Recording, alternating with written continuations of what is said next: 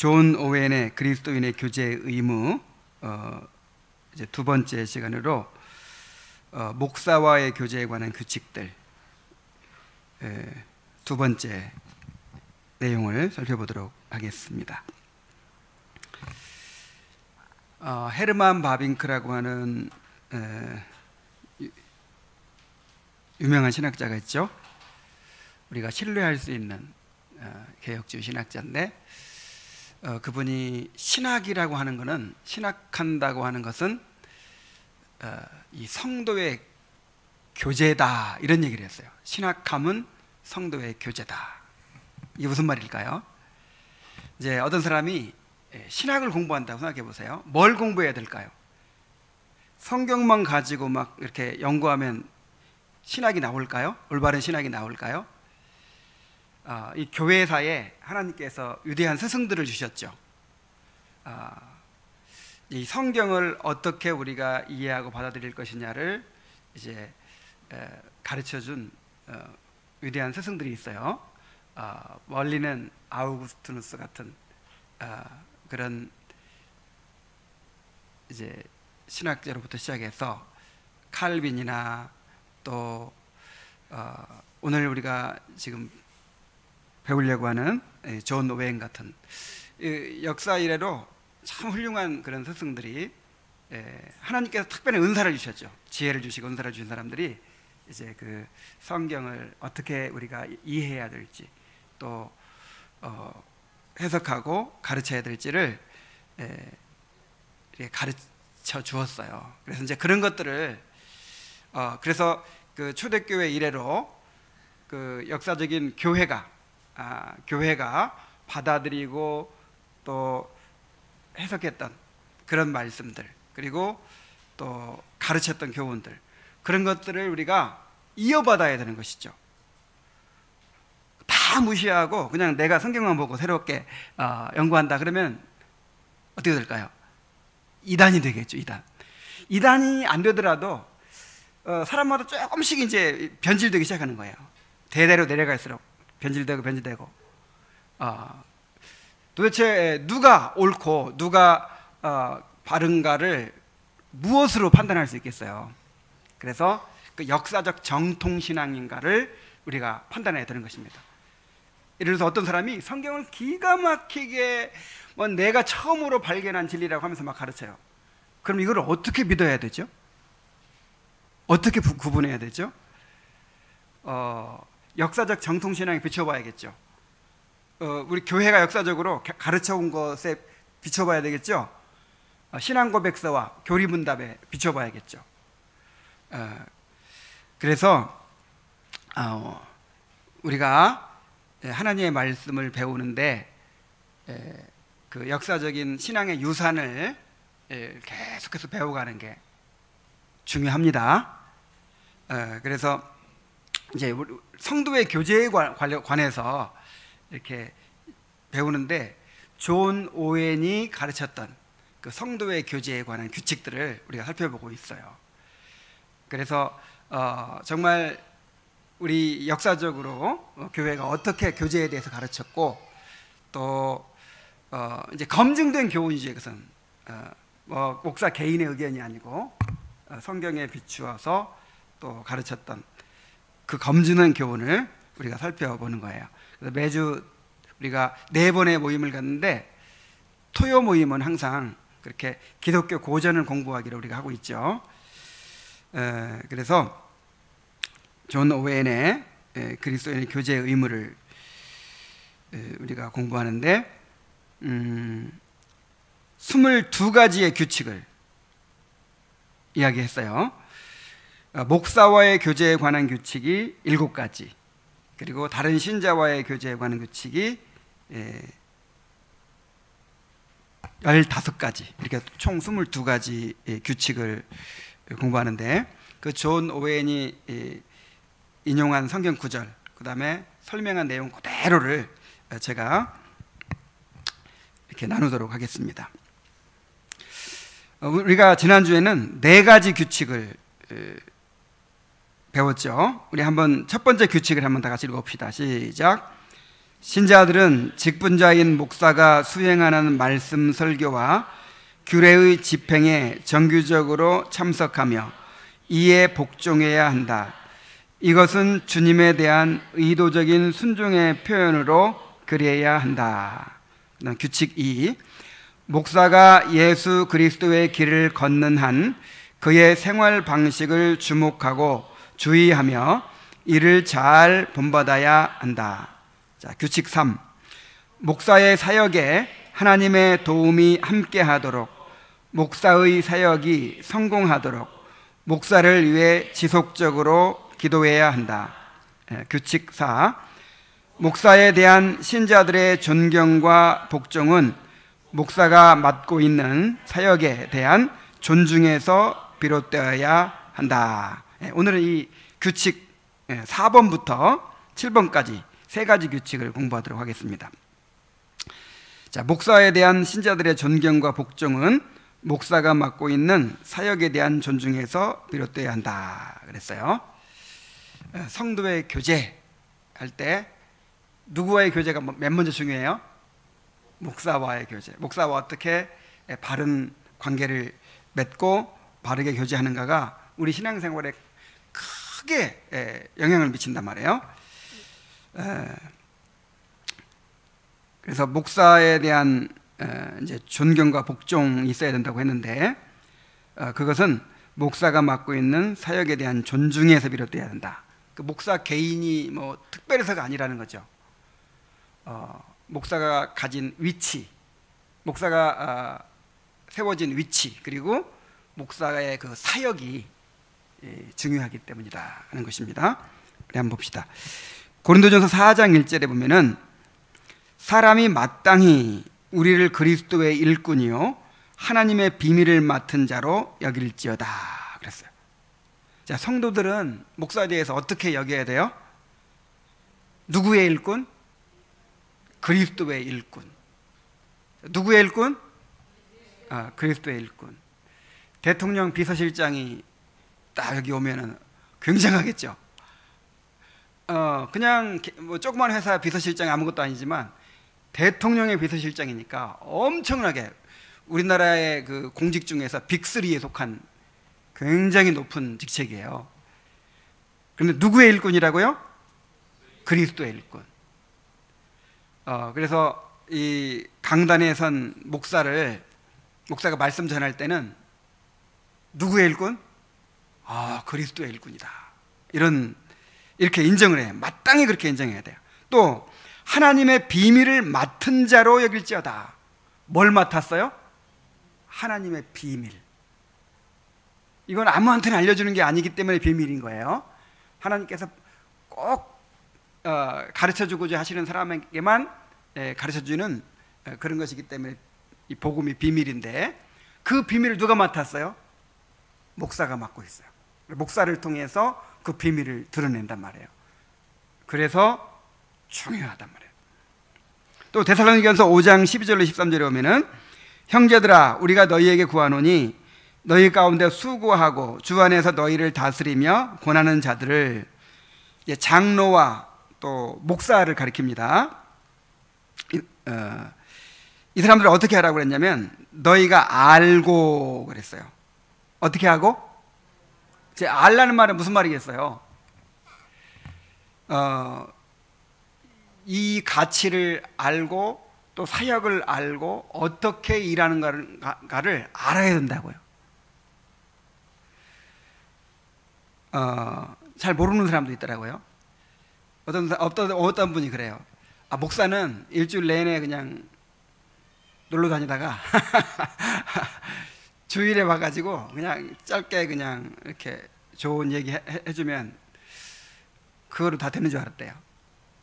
근데 목사가 한 주간 동안 하는 사역을 자기가 이제 알게 됐다, 그런 얘기를 하는 분이 있었어요. 자, 이러면 안 된다 이 말이에요. 어떻게 하라고? 알아야 돼. 목사에 대해서 알아야 됩니다. 또 그들의 역사로 말미암아 사랑 안에서 가장 귀히 여기며, 자, 이 사역이 얼마나 가치 있는 사역이고 얼마나 중요한 사역이고 얼마나 참 수고스러운 사역인지 이런 것들을 좀 내용을 잘 알고 이해하란 말이에요. 그리고 그것을 어떻게 여기라? 귀하게 여겨라. 가장 귀하게 여겨라. 그 사역을 그리스도의 일꾼이고 하나님의 비밀을 맡아가지고 전하는데 얼마나 귀합니까? 그러니까 가장 귀하게 여겨라. 그리고 너희끼리 화목하라 그랬어요. 성도들이 서로 싸우면 제일 성도들이 서로 싸우면 벌써 이 성령이 소멸돼요. 교회가 그냥 탁 가라앉아요. 그러니까 목사를 도와주는 최고 중요한 일 중에 하나가 어떻게 해야 돼요? 서로 화목하는 거예요. 서로 사랑하는 거예요. 그래야 말씀이 잘 전해지지. 이 사람 막 서로 막 원수지가 돼가지고 막 그러고 있으면 말씀이 도로 막 쏙 들어가 버릴 것 같아요. 자, 디모데전서 5장 17절에 보면은 잘 다스리는 장로들을 배나 존경할 자로 알되. 우리가 장로님들의 칠의를 받죠. 우리 장로들의 칠의를 받는데 그 장로를 존경하지 않으면 칠의를 받을 수 있어요, 없어요? 없죠. 그러니까 어떻게 존경하라고요? 배나. 근데 이전에 무슨 얘기를 했냐면 그 과부들 얘기를 했거든요. 교회에 등록된 과부들. 요즘 말로 하면 집사입니다. 이제 실제로 이 긍휼을 베푸는 그 집사들을 말하는 건데 그 사람들도 교회에서 이 존중하고 또 생활도 책임져 줘라 그랬어요. 그런데 그 사람들 얘기해놓고 나서 그런데 누구는 어떻게 해야 된다? 이 교회의 장로들은 배나 존경할 자로 여겨야 된다. 왜냐하면 지도자니까. 그들의 칠의를 받으니까. 자, 그런데 그 장로들 중에 장로가 두 종류가 있잖아요. 칠의하는 장로와 말씀 전하고 또 칠의하는 장로. 목사죠, 바로 목사. 말씀과 가르침에 수고하는 이들에게는 더욱 그리할 것이라. 하나님의 말씀을 우리가 목사를 통해 들었기 때문에 그 목사를 다 존경할 자로 알라 이 말이에요. 베드로전서 5장 5절 말씀 보면은 젊은 자들아 이와 같이 장로들에게 순종하고. 여기서 젊은 자들은 성도들을 가리키는 거예요. 이제 이 장로라는 말에는 나이 든 사람, 어른이라는 뜻이 있거든요. 그리고 대개 이제 그 장로들은, 칠의하는 장로들은 나이가 많고 어른들이에요. 그리고 성도들은 그에 비해서 젊은 사람들이죠. 그리고 여기서 말하는 젊은 자들아 하는 것은 청년들한테만 가리키는 것이 아니고 누구를 가리킨다? 성도들을 가리키는 말이에요. 이와 같이 장로들에게 순종하고 다 서로 겸손으로 허리를 동이라 그랬어요. 하나님은 교만한 자를 대적하시되 겸손한 자들에게는 은혜를 주시느니라. 자, 그러니까 여기서 교만한 자, 겸손한 자는 누구에 대한 태도를 가리키는 거예요? 장로들에 대한 태도를 가리키는 거죠.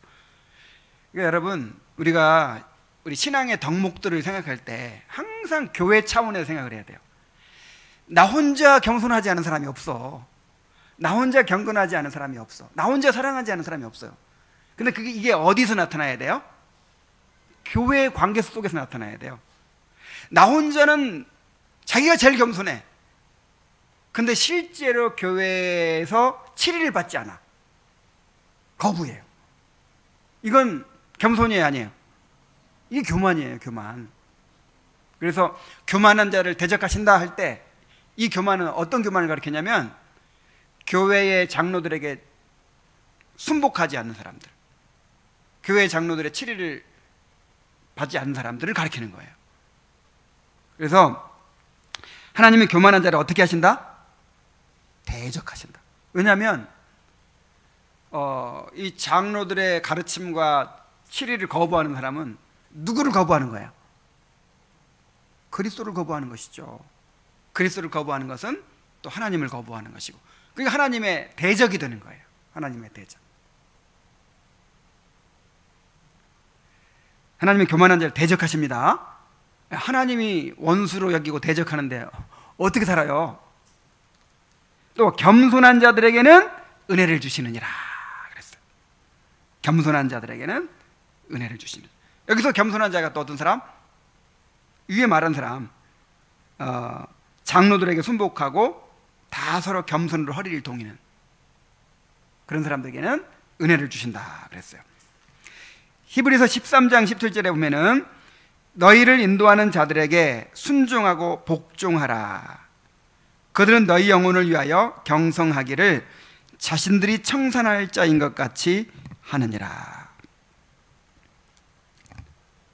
그러니까 목사는 성도들의 영혼을 책임지는 사람이죠.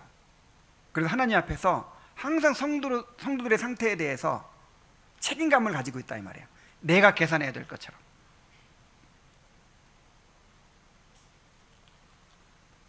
그래서 그들로 하여금 즐거움으로 이것을 하게 하고 근심으로 하게 하지 말라.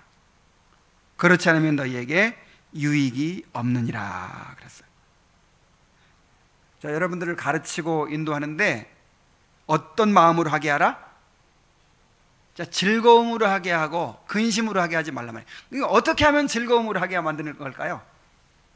위에서 말한 대로 겸손히 순종하고 따를 때 즐거움으로 하게 되잖아요. 즐거움으로.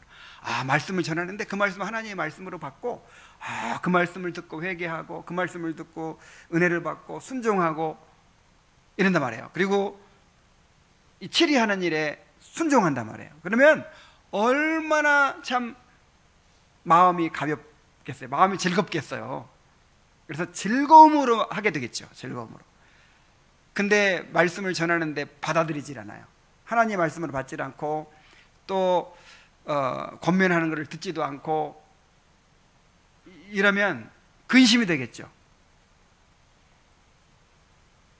여러분들은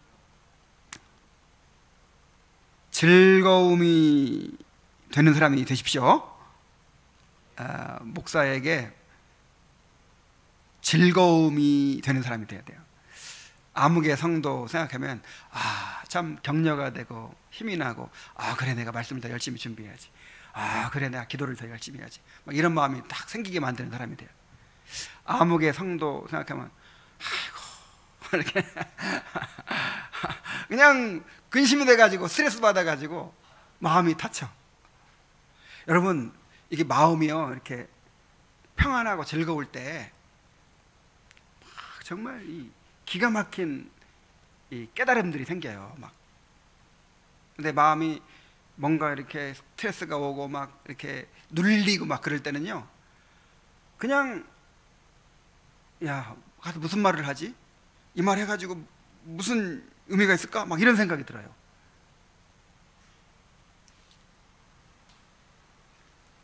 자, 존 오웬의 설명을 들어보십시오.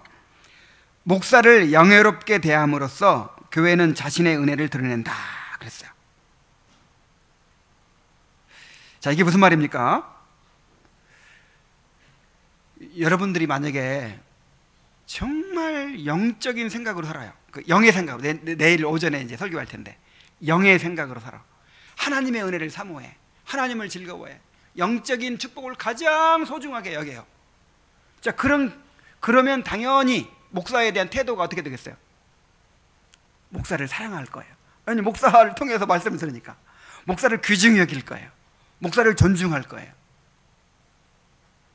목사의 신방을 귀중하게 여기고 그렇게 되겠죠. 근데 영적인 일에 별 관심이 없고 별 흥미도 없고 가치를 두지 않아. 그냥 세상 것들이 더 중요하고. 그럼 어떻게 될까요? 목사 우습게 알겠죠. 별로 중요해. 신방 온다면 아이고 좀 하세요.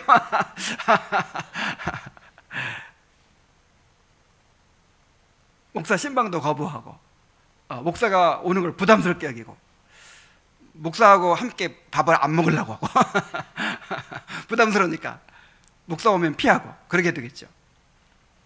그래서 목사를 영예롭게 대함으로써 교회는 자신의 은혜를 드러낸다 하는 거예요. 그를 존경하는 것은 그리스도 안에서 하나님이 받으시는 복음적 의무다 그랬습니다. 복음적 의무. 이것을 누가 받으세요? 하나님이 받으신단 말이에요. 하나님이. 영예와 존경은 탁월함과 구별됨에 합당한 것이다. 이 목사의 직이 그 사람 자체가 뭐 위대해서가 아니라 이 목사의 직분과 사역이 탁월하고 위대한 것이기 때문에 존경하는 게 마땅하다는 것이죠. 자, 이것이 목사들에게 주어지는 이유는 그들이 맡은 직분과 직함 때문이다.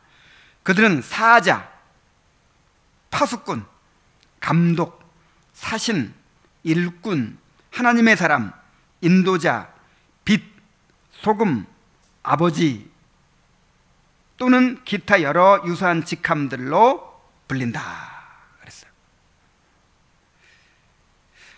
얼마나 참 이 하나하나가 엄청난 이름입니까? 그래서 정말 이 목사의 이 직분이 엄청나게 무거워요. 때로는 막 엄청 무거워요. 감당할 수 없을 만큼 무게를 느낄 때가 있어요. 만일 그들이 이 호칭에 걸맞게 행함으로 하나님을 영예롭게 하면 하나님도 약속대로 그들을 영예롭게 하실 것이며, 하나님의 백성은 양심에 따라 그들의 사역에 대한 존중심 가운데 그들을 존경해야 한다. 그래서 이 목사가 그 이름에 걸맞게 사역을 감당하면 이건 정말 보통 일이 아닌 거예요. 그래서 하나님께로부터도 영예를 얻고 성도들로부터도 존경을 받아 마땅하다는 것이죠. 그런데 반대로 그 목사의 위치가 너무 중요하고 그 사역이 너무 중요하기 때문에 만일 그들 중 어떤 사람이 타락한 천사나 추락한 별이나 게으른 감독이나 불충한 사신이나 주인에게 반역하는 일꾼이나 압제적인 인도자나 눈먼 안내자나 맛을 잃은 소금이라면 주님과 그분의 백성은 그런 사람을 혐오할 것이다. 그가 맡은 직분이 너무나도 중요하고 귀중한 만큼 비례해서 만약에 그 사역을 제대로 못 감당하면 정말 엄청난 심판이 있을 거예요. 엄청난 형벌이 있을 거예요. 그래서 네 번째 규칙을 한번 다시 읽어봅시다. 자, 시작. 목사에 대한 신자들의 존경과 복종은 목사가 맡고 있는 사역에 대한 존중에서 비롯돼야 한다. 그러니까 그 사람 자체를 좋아해가지고 너무 목사가 잘생긴 거야. 너무 목사가 말을 잘하는 거야. 너무 목사가 아는 게 많고 막 매력적인 거야. 뛰어난 거예요. 막 이런 것 때문에 목사를 뭐 좋아하고 존경하고 이런 게 아니라 뭐 때문에? 목사가 서 있는 위치, 목사의 그 직분, 목사의 그 사역, 그것의 그 중요성을 알고 귀중함을 알고 이 목사를 존경해야 된다 하는 것입니다. 자, 그 다음에 규칙 5를 한번 다 같이 읽어보겠습니다. 자, 시작. 교회는 목사와 그의 가족들에게 필요한 물질적인 것들을 교회의 형편과 여건에 적절한 수준에서 잘 공급하여 그들을 지원해야 한다 그랬어요. 우선 디모데전서 5장 17절로 18절을 읽어봅시다. 잘 다스리는 장로들은 배나 존경할 자로 알되 말씀과 가르침에 수고하는 이들에게는 더욱 그리할 것이니라. 성경에 일렀으되 곡식을 밟았다는 소의 입에 망을 씌우지 말라 하였고 또 일꾼이 그 싹을 받는 것은 마땅하다 하였느니라. 여기 잘 다스리는 장로들은 배나 존경할 자로 알되, 여기 배나 존경할 자로 알되 이 말이 두 가지 의미가 있다 그랬죠. 정신적 존경과 물질적 공급을 다 함께 가리키는 말이에요. 그러니까 이런 말 있잖아요. 이제 어떤 회사에서 어떤 사람을 고용하면서 충분히 대우해 줄게, 충분히 대우해 준다 할 때 어떤 뜻이에요? 아주 이렇게 높은 자리를 준다는, 명예를 준다는 얘기고, 또 어떤 그 속에는 뭐가 포함되어 있어요? 월급도 많이 줄게. 거기에 따른 월급도 내가 충분히 줄게, 이 말이죠. 여기서 그 뜻이란 말이에요. 배나 존경할 자로 알되, 이 말이 정신적인 존경과 또 물질적인 공급을 함께 말하는 거예요. 근데 이거 두 가지는 서로 떨어질 수가 없죠. 정신적으로는 너무너무 존경해. 근데 실제 물질적으로는 국물도 없어. 그냥 돌보질 않는 거예요. 그건 존경이 아니죠. 정말 이 사역이 중요하다고 생각되고, 이 직분이 중요하다고 생각되고, 그 목사의 사역을 통해서 내가 가장 큰 복을 누린다고 생각하면, 교회가 큰 복을 얻는다고 생각하면, 정신적 존경과 함께 물질적인 공급도 충분히 이루어져야 되겠죠. 바로 그런 말을 하는 거예요. 갈라디아서 6장 6절로 7절 말씀. 가르침을 받는 자는 말씀을 가르치는 자와 모든 좋은 것을 함께 하라. 자, 가르침을 받는 자는 성도들이고요, 가르치는 자는 이제 목사죠. 근데 어떻게 하라고요? 모든 좋은 것을 함께 하라. 이게 무슨 얘기냐면,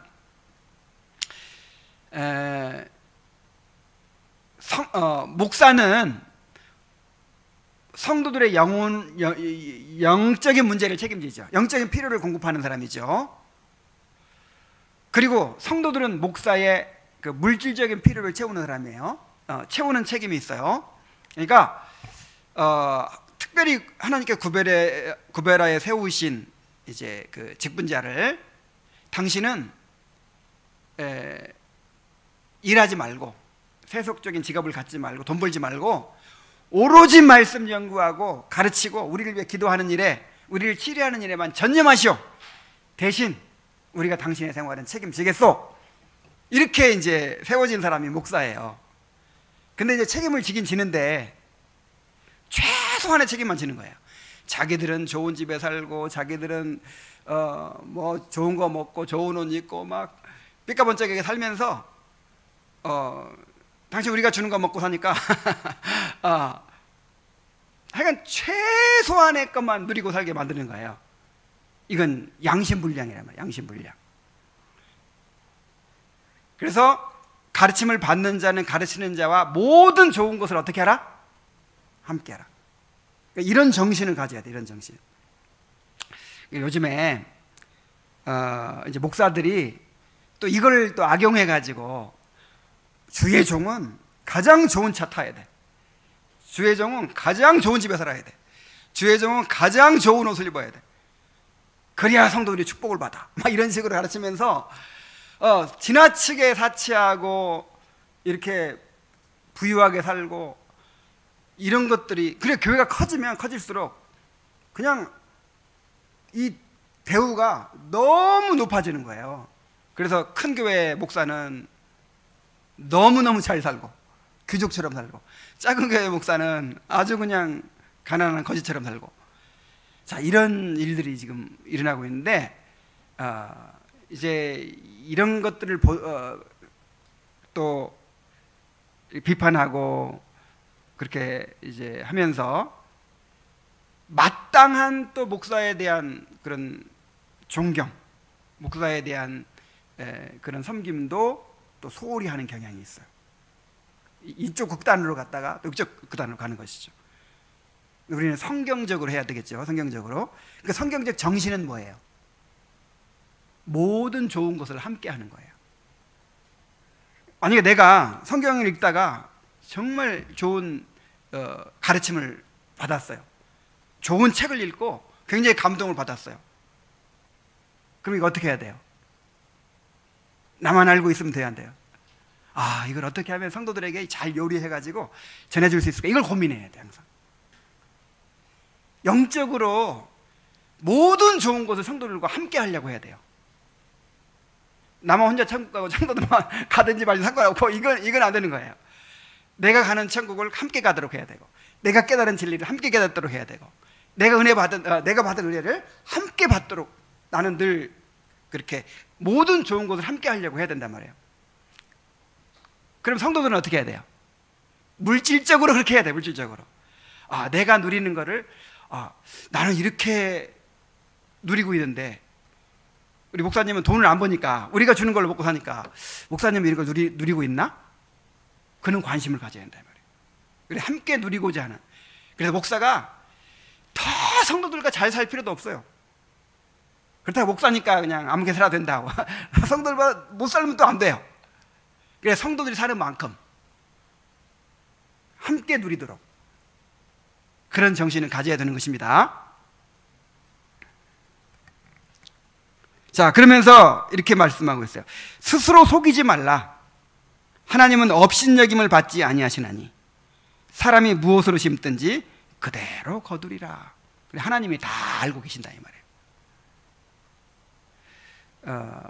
우리의 이기심, 우리의 그 자기만 그냥 잘 먹고 잘 살려고 하는 그 태도, 그러면서 그냥 뭐 선행이나 베풀듯이 찔끔 그냥 이렇게 헌금이나 내고 그냥 겨우 의무했다고 그냥 만족하고, 그런 사랑의 마음이 없고 그런 성교의 마음이 없는 것을 하나님이 다 아신다고요.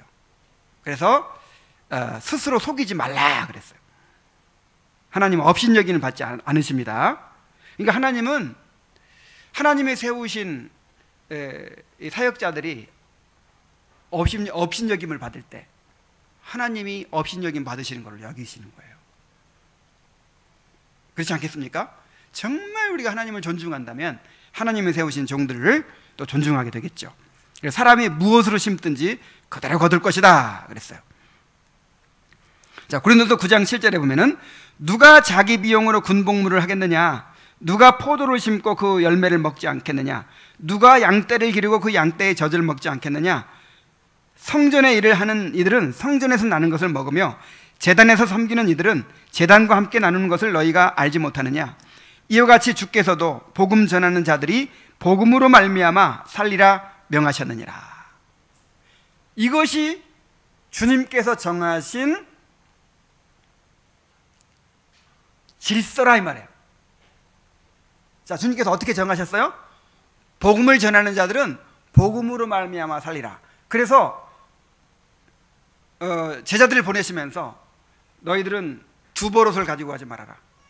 그 다음에 지팡이나 전대나 주머니나 신발도 두 켤레를 가지고 가지 말아라. 그냥 있는 입은 그대로, 그냥 빈손 그대로 그냥 가라 그랬어요. 그럼 어떻게? 뭐 먹고 살아?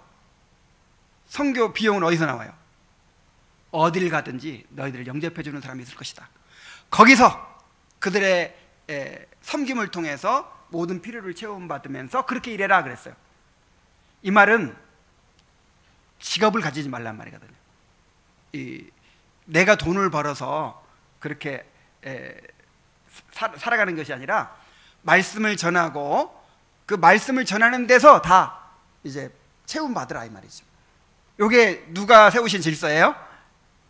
하나님께서. 근데 뭐 또 헌신하겠다고, 더 충성하겠다고, 나는 성도들에게 부담을 안 주고 내가 돈을 벌어서 내가 목회를 해야지. 이게 잘하는 거예요, 못하는 거예요? 이거 칭찬받을 일이 아니에요. 바울은 특별한 상황이에요. 특별한 상황. 그래서 이거는 만약에 내가 그렇게 할 수 있다고 해도 그렇게 해서는 돼야 안 돼요? 안 돼요. 실제로 한번 돈을 벌려고 생각해 보세요. 우리 돈을 벌고 있는 형제들이 경험하고 있지만 그 일에 전념해야 되잖아요. 그죠? 전념해야 살아남을 말똥한데, 그러면서 언제 말씀을 연구하고 언제 준비해요? 그래서 이것은 누가 세우신 질서예요? 우리 주님께서.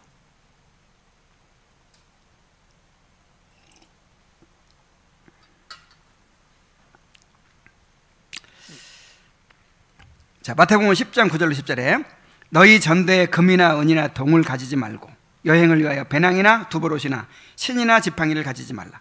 이는 일꾼이 져먹을 것 받는 것이 마땅함이니라 그랬어요. 주님은 제자들이 그들의 설교를 듣는 자들로부터 지원을 받도록 허락하셨다.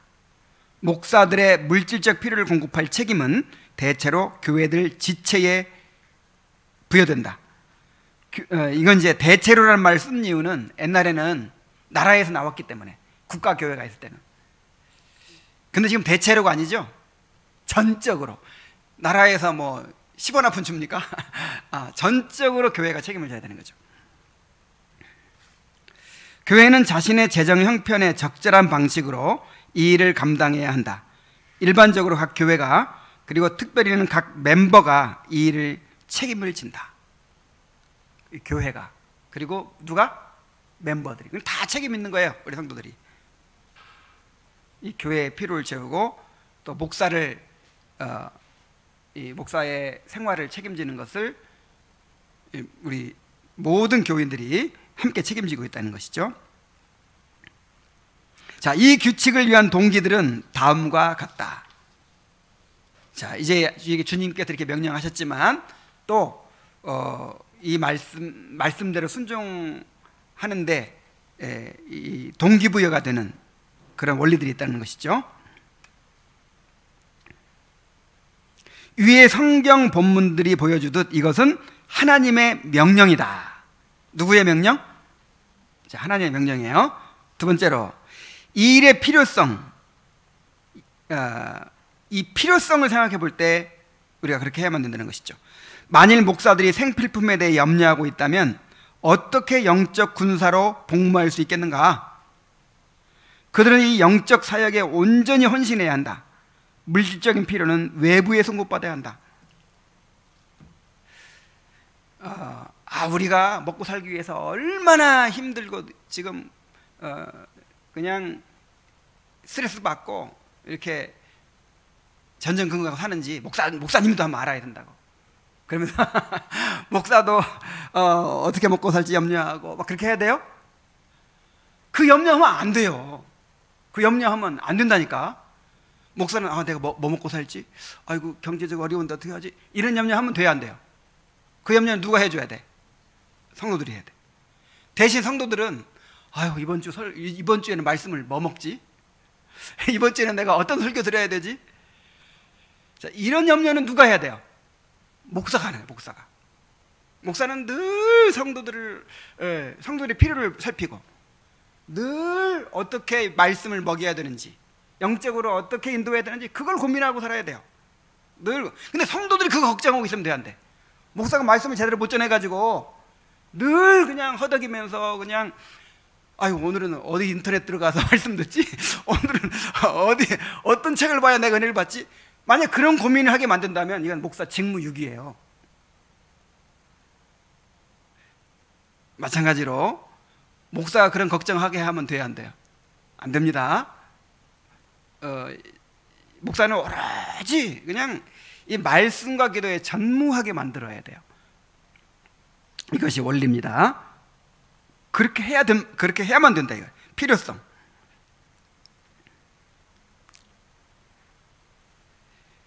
자, 세 번째는 이 일의 공평성입니다. 공평성. 우리 주님과 그분의 사도들은 공평과 공의에 근거하여, 그리고 여러 가지 세상의 법과 의의 규칙에 근거하여 이것을 주장했다 하는 것입니다. 자, 어떤 법칙이냐면 마태복음 10장 10절, 이는 일꾼이 자기의 먹을 것 받는 것이 마땅함이니라. 또 고린도서 9장 10절에 오로지 우리를 위하여 말씀하심이 아니냐, 과연 우리를 위하여 기록된 것이니 밭가는 자는 소망을 가지고 갈며 곡식 떠는 자는 함께 얻을 소망을 가지고 떠는 것이라 그랬어요.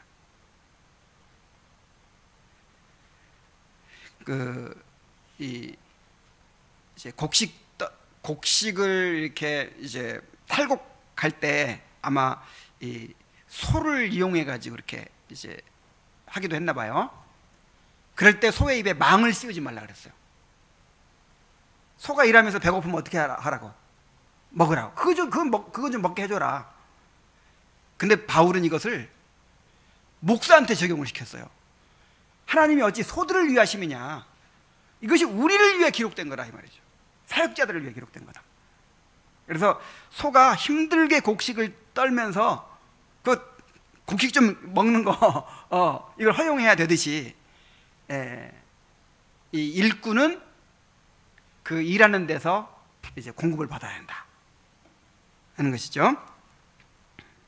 그래서 하나님께서 명령하셨다는 걸 생각하고, 그 다음에 이 일이 정말 그렇게 해야만 되는 필요성이 있다는 걸 생각하시고, 그 다음에 이 일의 공평성을 생각하시고, 이렇게 할 때 우리가 이제 더 큰 동기를 얻을 수가 있을 것입니다. 그다음에 규칙 6을 보겠습니다. 다 같이 읽죠. 시작. 교회는 시련과 핍박이 닥쳐도 목사를 외면하면 안 되며, 말씀으로 인해 시련과 핍박이 닥쳐도 목사를 충실히 지지하면서 그의 곁에 머물러 있어야 한다. 자, 교회가 시험을 당하고 또 시련을 당할 때 누가 항상 타겟이 될까요? 목사가 타겟이 되겠죠. 지금은 이제 핍박이 없지만 옛날에 핍박 시대에는 이 교회를 무너뜨리려고 교회를 핍박할 때 누구를 잡아가면 돼요? 목사를 잡아가면 되는 거예요. 근데 목사를 막 잡아가는데 교인들이 그냥 자기만 살겠다고 다 도망가 버리고 목사 편드는 사람, 목사를 편들어주고 목사와 함께 해주는 사람이 아무도 없다면 이거 어떻게 되겠어요? 목사가 누구 때문에 고난받는데? 교회 때문에 고난받는데. 바로 그런 얘기입니다. 자, 디모데후서 4장 16절에 내가 처음 변명할 때에 나와 함께 한 자가 하나도 없고 다 나를 버렸으나 그들에게 허물을 돌리지 않기를 원하노라. 이 바울 사도가 변명할 때에라는 말은 이제 재판받을 때, 재판받을 때 바울이 늙고 병든 바울이 이렇게 재판을 받고 있는데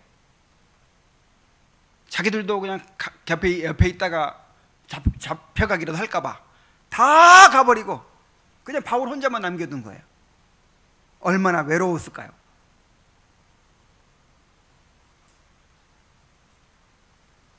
그 다음에 디모데후서 1장 16절 18절에 이거는 이제 디모데후서 4장에는 나쁜 설레인데 디모데후서 1장에는 좋은 설레가 있어요. 원하건대 주께서 오네시보로의 집에 긍휼을 베푸시옵소서. 그가 나를 자주 격려해주고 내가 사슬에 매인 것을 부끄러워하지 아니하고 로마에 있을 때 나를 부지런히 찾아와 만났습니다. 원하건대 주께서 그로 하여금 그날의 주의 긍휼을 입게 하여 주옵소서. 또 그가 에베소에서 많이 봉사한 것을 내가 잘 아느니라. 자, 이 오네시보로라는 사람은요 바울 사도를 버려두지 않았어요. 그래서 바울 사도가 감옥에 갇혀 있을 때도 자주 찾아가서 면회를 갔대요. 자주 면회를 가가지고 바울을 격려해주고, 또 바울이 이 죄수가 된 것을 부끄러워하지 않고 부지런히 찾아와서 만났다고 합니다. 바울이 너무 고마웠던 거예요. 그러니까 지금 이 바울의 그 고백 속에서 그 어떤 바울의 감정이 느껴지지 않습니까? 내가 처음 변명할 때 나와 함께한 사람이 하나도 없었다 할 때 얼마나 참 힘들었을까요? 얼마나 어려웠을까? 그거 얘기를 하는 거예요. 근데 여기 또 오네시보로 때문에 얼마나 힘을 얻고 격려를 받았는지 막 얘기하다가 기도가 저절로 터져나와. 원하건대 주께서 그로 하여금 그날에 주의 긍휼을 입게 하여 주옵소서. 너무 고마워가지고 그 사람 생각만 해도 너무 고마운 거예요. 그러니까 사람이 어려울 때 함께 해준 사람은 잊지 못합니다. 너무 고마운 거예요. 자, 또 존 오웬의 설명을 들어봅시다. 공동의 대의는 공동의 노력으로 실행되어야 한다. 이게 무슨 말이냐면 이 교회는 목사 한 사람의 것이 아니라 이 말이에요. 이 교회는 모든 성도의 책임이죠. 이 교회는 모든 성도가 한 몸을 이루고 있잖아요. 그래서 목사 혼자서 이 교회를 위해 싸우는 게 아니라 성도가 함께 싸워야 된다는 것이죠. 모든 사람과 관계된 것은 모든 사람의 지지가 필요하다. 말씀 때문에 핍박이 일어날 때 대체로 그것은 지도자들에게 먼저 임한다. 양떼를 흩어지게 하려면 목자를 치면 되기 때문이다. 교회 지도자가 핍박을 당하는 것은 교회 때문이며, 따라서 교회는 그 짐을 나누어지면서 그를 도와야 한다. 교회가 흩어질 때 모든 책임이 목회자에게만 있는 것이 아니다. 시련이 닥칠 때 교인들이 목회자의 곁을 지키지 않은 것이다. 따라서 목회자만 탓해서는 안 된다. 위기 상황에 맞서 전진하던 지휘관이 자신과 함께 하고 있을 부하들을 생각하면서 뒤돌아보았으나 부하들이 모두 달아났다면 그 배신당한 지휘관은 적군의 수중에 떨어지지 않을 수 없게 된 것이다.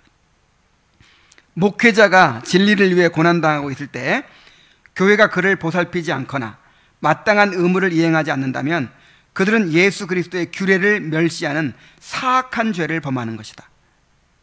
목회자들은 그들의 어깨에 놓인 짐을 개인적인 이유로 함부로 내려놓지 못한다. 그러나 목회자에게 짐을 지운 사람들이 종종 아무 이유 없이 목회자와 그 사역을 저버리곤 한다. 여러분, 만약에 뭐 그럴 일도 없겠지만 내가 여기서 목회를 하다가 더 좋은 자리가 있어요. 그래서 아이고 더 사람이 더 많이 준다 그러고 더 교회도 크고 그래요. 가면 되겠어요, 안 되겠어요? 안 되는 거예요. 안 돼요. 내 마음대로 갈 수 있는 게 아니에요. 하나님께서 나를 여기 딱 세웠으면 그 교회가 당신은 이제 교회 전체의 뜻이 뭐 전체도 아니지 3분의 2가 당신은 이제 우리 교회에 필요가 없습니다. 그러면 가도 돼요. 근데 그러기 전에 내가 조건이 좋다고 가버린다든지 이러면 죄를 짓는 거예요.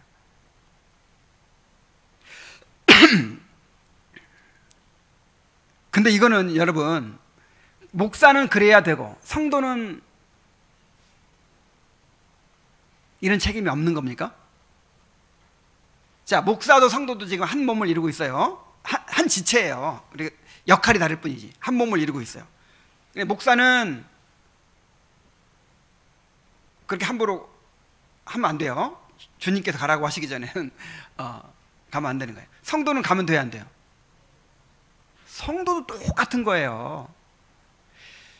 정말 하나님의 뜻이 있어서 정말 특별한 뜻이 있어가지고 정당한 사유로 이제 이 교회를 떠나는 거는 어쩔 수 없어요. 그러나 이 교회에 있으니까 누구 보기 싫은 사람이 있는 거야. 아니면 뭐 싸운 거야. 아니면 뭐 마음에 안 드는 게 있어. 아니면 내가 딴 데 가면 더 좋은 조건으로 살 수 있어. 뭐 이런 어떤 이유 때문에 교회를 함부로 옮기고 이러면 안 돼요.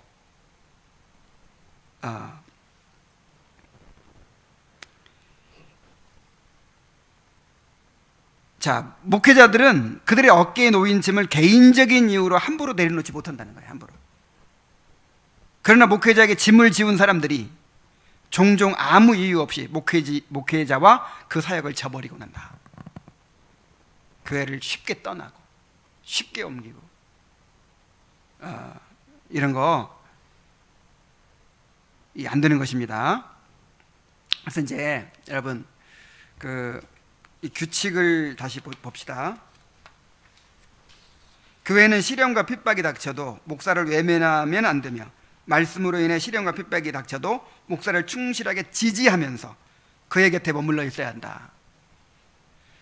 이게 꼭 무슨 외부적인 핍박에만 해당되는 게 아니에요.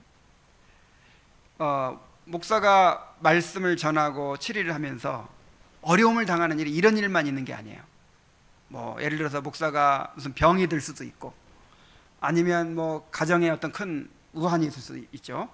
아니면 사역을 하면서 어려운 사람을 만날 수도 있어요.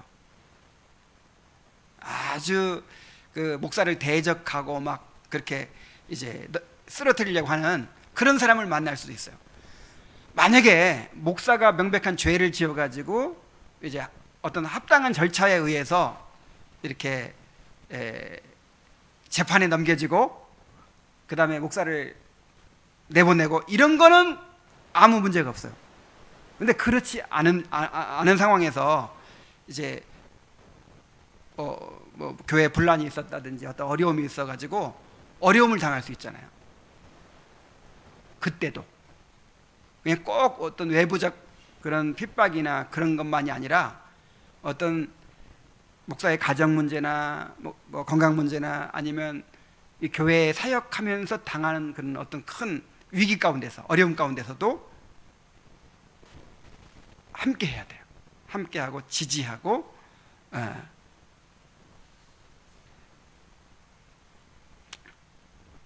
그의 곁에 머물러 있어야 한다 하는 거예요. 그러니까 괜히 불똥이 나한테 들까봐, 괜히 나까지 욕먹고 힘들어질까봐 그냥 목사 혼자 그냥 싸우든 말든, 그냥 싸우다 지쳐 쓰러지든 말든 그냥 내버려두고 나는 그냥 뒷전에서 그냥 구경이나 하고 이러면 돼야 안 돼요? 안 되는 거예요.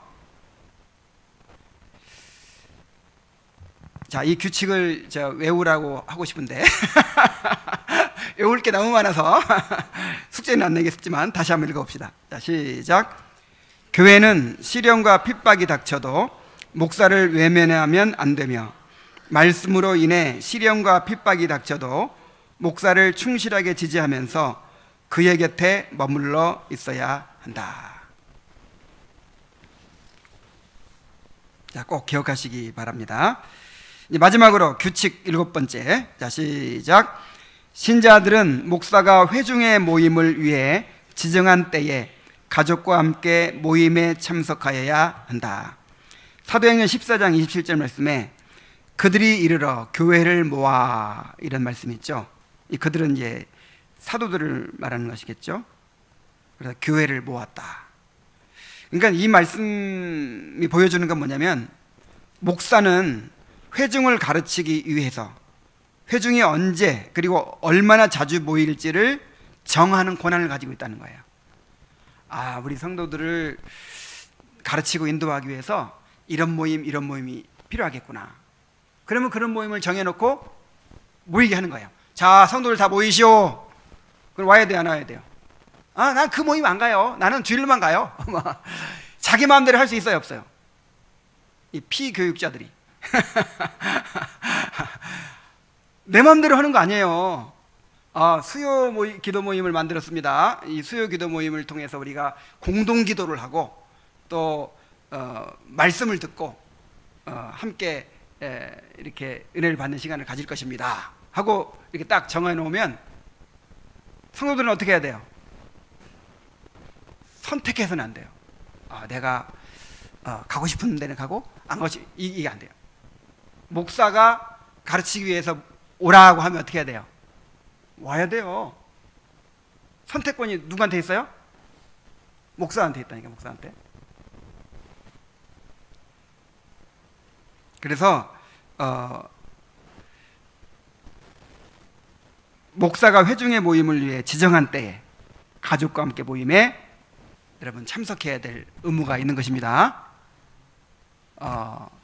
딴 사람은 안 나왔는데 내가 나와줬으니까 고마워해야 돼.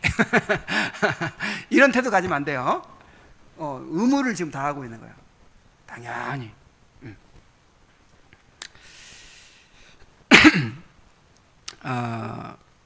그래서 여러분, 이제 오늘날 교회들이 대형화되고 목사와 성도의 관계가 목자와 양의 관계가 아니에요, 사실은. 이게 이제 어떤 이 경영 기법에 의해서 이렇게 교회를 운영해 가는 거잖아요. 그래서 이 목자와 양의 관계가 아니에요. 근데 진짜 참된 교회는 목자와 양의 관계를 이루는 것입니다. 목자와 양의 관계. 그래서 목사와의 성도와의 관계가 제일 중요한 거예요, 교회에서는. 그러니까 기존의 그 잘못된 교회관에 너무 이렇게 오염이 돼가지고 이 목사와의 관계에 대해서 별로 중요하게 여기지 않고 그리고 사무적인 관계로 그냥 뭐 그렇게 신앙생활하면 안 되는 것입니다. 정말 목사의 양이 돼야 돼요. 양. 그래서 목사가 가르치고 인도하는 대로 마음을 같이 해서, 어떻게 해서? 마음을 같이 해서 함께 따라야 합니다. 우리 성경구절 하나만 더 찾아보고 마칠까요? 로마서 15장 한번 찾아보겠습니다. 로마서 15장.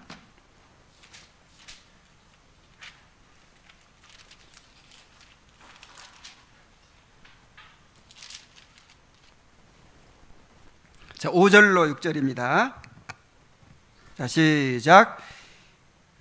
이제 인내와 위로의 하나님이 너희로 그리스도 예수를 본받아 서로 뜻이 같게 하여 주사 한 마음과 한 입으로 하나님 곧 우리 주 예수 그리스도의 아버지께 영광을 돌리게 하려 하노라. 자, 한 마음과 한 입으로. 또 고린도전서 1장 10절에 보면은 다 같은 말을 하고 그랬어요. 같은 말을 해야 돼요. 그러니까 이게 무슨 얘기냐면, 이제 교회에서 목사가 그냥 그대로 따르고 그대로 순종하면 꼭 내가 좀 바보가 되는 느낌인가요? 너무 똑똑한 사람들이 많아. 아, 목사님은 저렇게 얘기해도 나는 이렇게 하는 게 더 좋겠어 하고, 야, 정말 꼭 그냥 자기 방식을 고집하고 뭔가 내가 좀 없어지는 느낌이 드나 봐요. 그렇게 따르면. 물론 이제 그 따를 수 없는 걸 막 요구하면, 그리고 신앙의 양심까지 다 소유하려고 하면 안 돼요. 예를 들어서 누가하고 결혼해 뭐 이런 거 아니면 뭐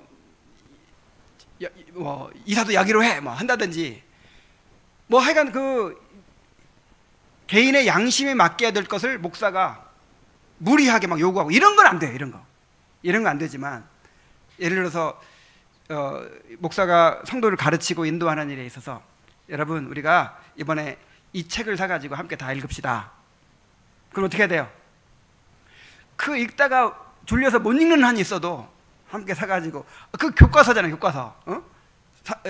사가지고 함께 따라야죠. 이번 주에는 이 말씀을 우리 암송합시다. 그러면 어떻게 해야 돼요? 암송을 해야지. 그러니까 여러분, 내가 말하는 거는 여러분들을 가르치기 위해서, 교사로서 학생들에게 숙제를 내준다든지 제시하는 이런 거를 어떻게 해야 돼요? 따라야지. 뭐 그렇게 똑똑하다고 그냥 그래서 이렇게 충실하게 따라오는 사람들을 보면요, 그런 사람들이 성장해요. 1년, 2년 지나가면 확실히 성장을 해. 근데 안 따라. 이렇게 하자고 해도 안 따라, 저렇게 하자고 안 따라. 다 자기 방식이 있고, 그런 사람들은요 똑똑한 것 같아요. 똑똑한 게 아니에요. 그냥 목사가 말씀에 어긋나는 거 막 요구하고, 아까 얘기했듯이 그 개인의 신앙 양심에 맡겨야 될 문제를 막 요구하고, 이런 거는 안 따라도 되지만 정말 교사로서 학생에게 요구하는 그런 거는 따라야죠. 잘 따르시기 바랍니다. 네. 이 목사와의 교제에 관한 규칙들을, 이게 다 이제 존 오웬이 쓸 때는 이거를 개인적으로 묵상하도록 썼어요. 묵상하도록. 묵상하면서 내 삶을 점검하고 이렇게 하도록.